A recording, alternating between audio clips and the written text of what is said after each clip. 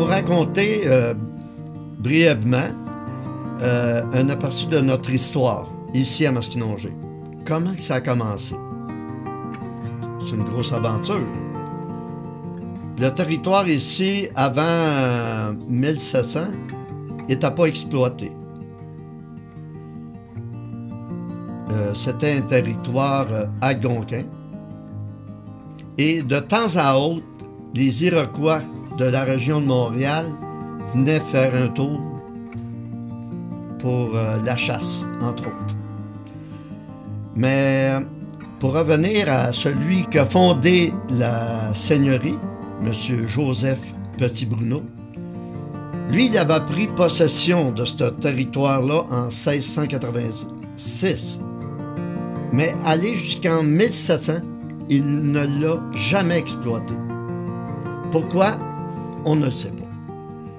Mais au début, quand il a commencé à l'exploiter, les peuples autochtones étaient en train de signer la Grande Paix.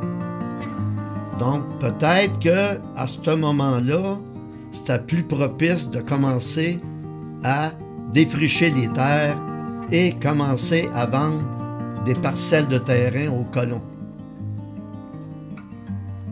Donc, ça a duré quand même plusieurs années. Mais le développement ne s'est pas fait rapidement. Ça a commencé à changer vers la fin du 18e siècle.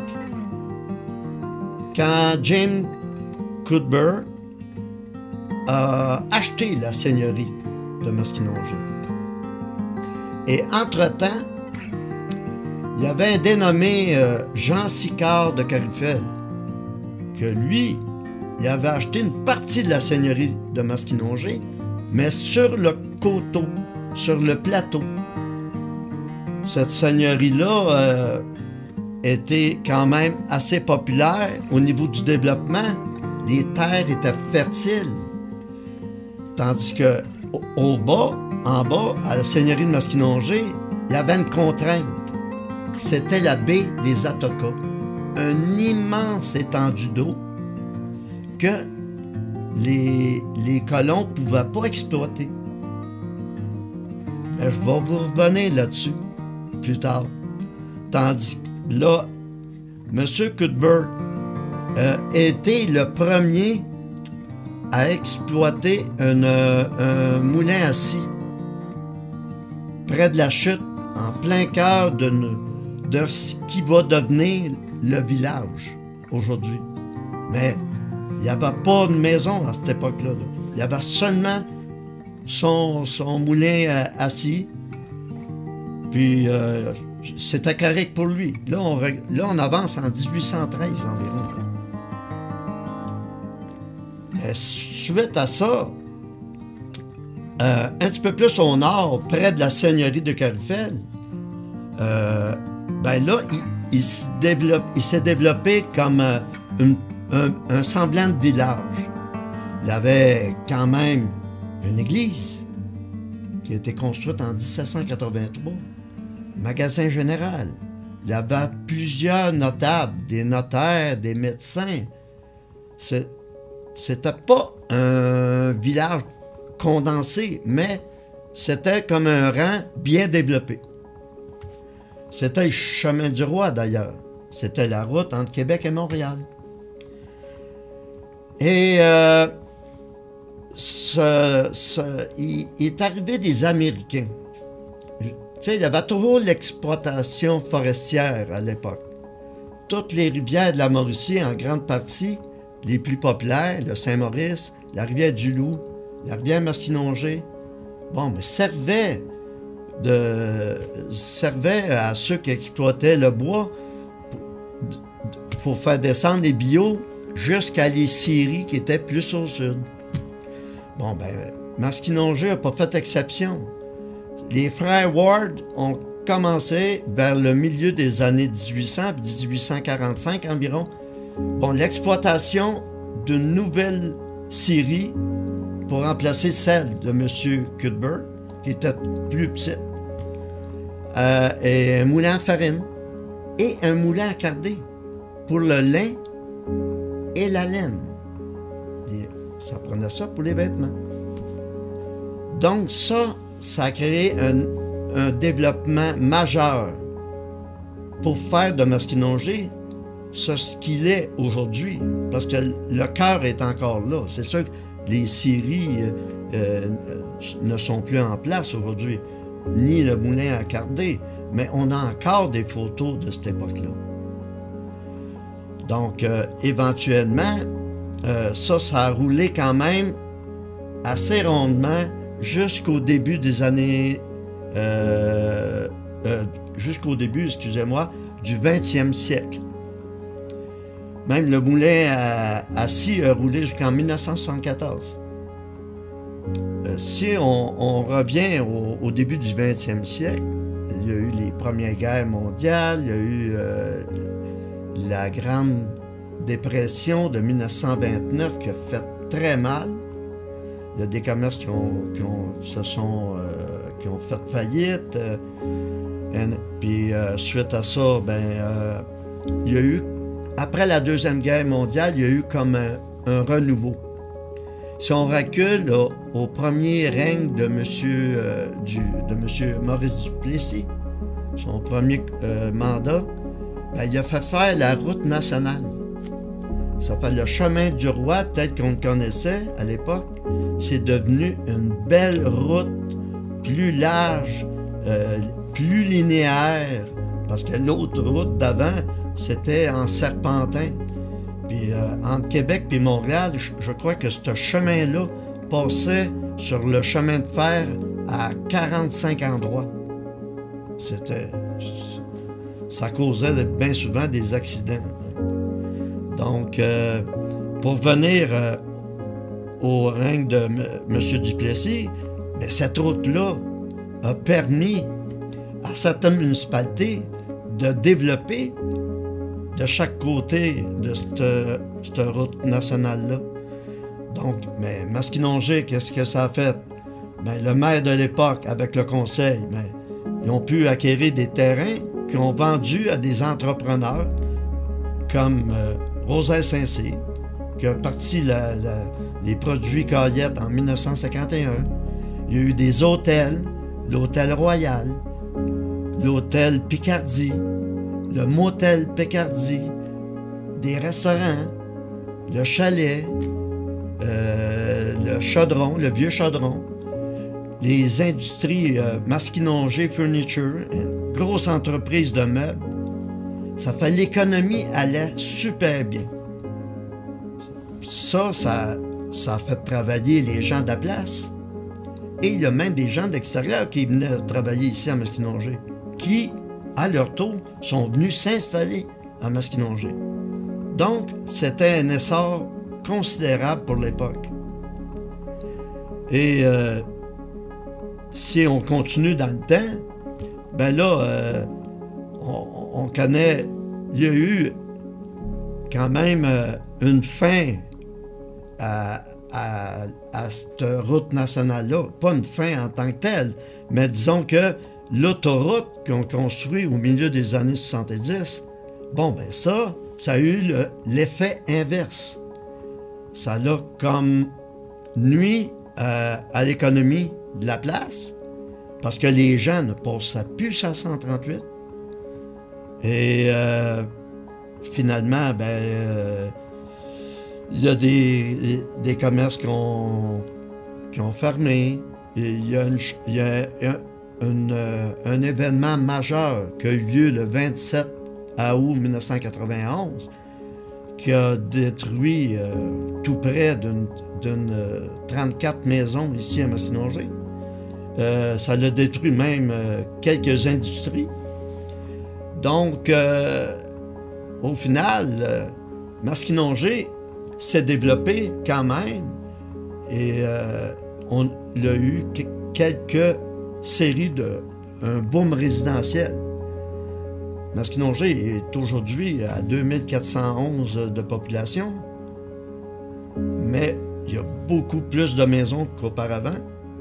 Si on recule de 100 ans, il y avait moins de maisons, il y avait autant de population, mais les maisons, il y avait plus d'enfants. Les familles étaient plus nombreuses. Tu sais, il y a eu une certaine époque, c'était une moyenne entre 8 et 10, 12 enfants par maison. C'est énorme. Mais aujourd'hui, c'est différent. Mais il reste que Maskinongé, au final, c'est toujours un endroit où il fait bon vivre. Voilà.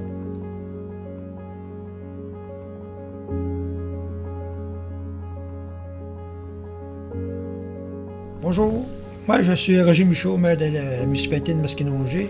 Je suis maire depuis 2011.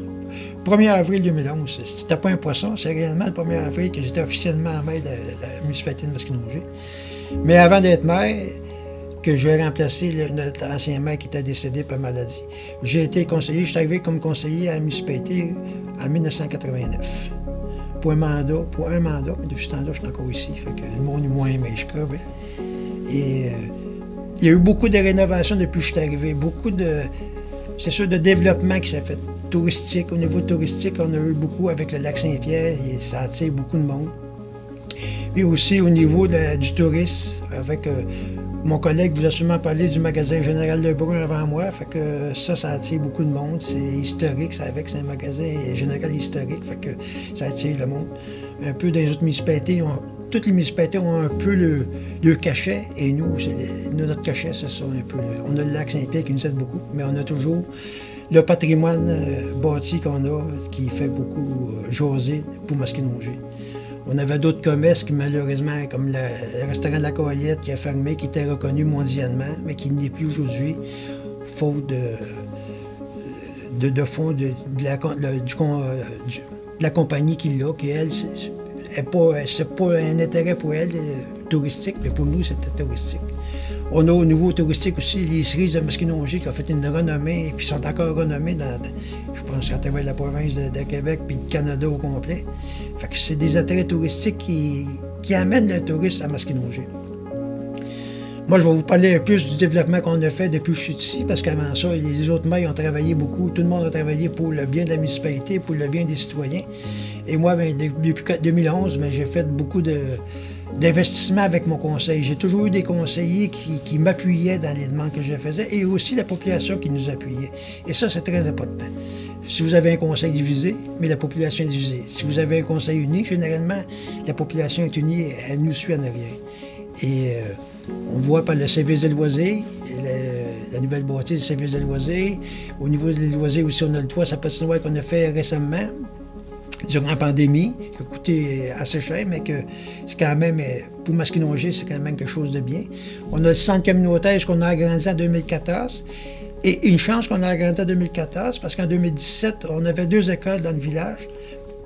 Une en face de l'église qui s'appelait Marie Immaculée, et sur le côté est, c'est l'école Saint-Joseph. Et c'était 2 écoles primaires. Sur le côté ici, c'était la maternelle, première, deuxième et troisième année, et sur l'école Saint-Joseph, c'était 4, 5, 6, je crois, de mémoire. Et en février 2017, il y a eu dans l'école une craque qui s'est agrandie au niveau du plafond, au niveau des murs. Fait que on était obligé, le ministère de l'Éducation était obligé de sortir, et la sécurité publique aussi, de sortir les élèves par force majeure. Donc, étant donné qu'on avait agrandi les locaux de la bibliothèque, du centre communautaire, et qu'on avait construit aussi le nouveau centre des loisirs, fait qu'on a pu relocaliser la maternelle, la première, la deuxième, et la troisième était rendue, je crois, à l'école Saint-Joseph. Je pense qu'on avait aussi à l'école Marie-Immaculée, on avait la maternelle première, deuxième. Il y avait deux classes de première année. Fait qu'on est venu à bout dans les locaux du nouveau centre communautaire et du service de loisirs de replacer nos élèves pour qu'ils restent à Maskinongé. Jusqu'à temps qu'ils prennent une décision au niveau de l'école Marie-Immaculée.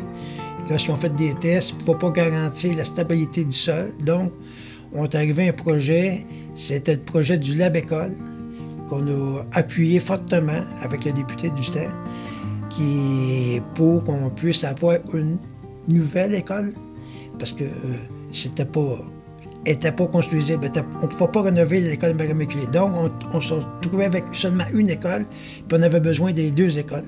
Fait que le Lab École est arrivé, et vous allez sûrement voir des photos du Lab École. Et aujourd'hui, ça a ouvert officiellement en septembre 2023. Et tous les élèves et tous les professeurs sont bien contents. Et pour Masquinongé, c'est un gain inestimable au niveau de la population, au niveau de la retombée qu'on a pour Masquinongé, l'élève école. C'est une nouvelle façon d'enseigner qui, je crois, avec cette nouvelle façon, va diminuer le décrochage scolaire. Et ça, c'est bien important parce que le décrochage scolaire, on sait que c'est une perte de revenus, une perte de tout. Bien souvent, dans le système actuel qu'on a, les élèves, ils sont peu tannés. Bien souvent, c'est des classes qui n'ont presque pas de fenêtres. C'est mal aéré. Fait que ça, c'est une nouvelle façon de voir. Et si vous avez la chance de visiter ça, là, vous allez voir que c'est une des merveilles. Nouvelle école. On espère que ça va continuer pour les autres municipalités, mais on va être une des... On était la plus petite sur les 7 écoles, l'ABécole qu'il y a eu dans le Québec. On est la seule que nous ne sommes pas une ville. Nous sommes une municipalité de 2411 habitants seulement. Fait que c'est pas beaucoup. Mais qui rayonne comme une ville de 245 000 habitants. Je crois que ça fait un peu de topo de Masquinongé. Et on continue encore à développer Masquinongé, puis on veut que ça continue sur Masquinongé. Là, il fait bon vivre à Masquinongé, et on le voit par les commentaires des nouveaux arrivants qui arrivent, qui aiment la place. C'est tranquille, c'est propre, les citoyens gardent ça propre aussi. C'est bien important aussi, parce qu'on voit souvent dans les villes, on dit toujours « Ah, c'est mal propre, c'est ça ».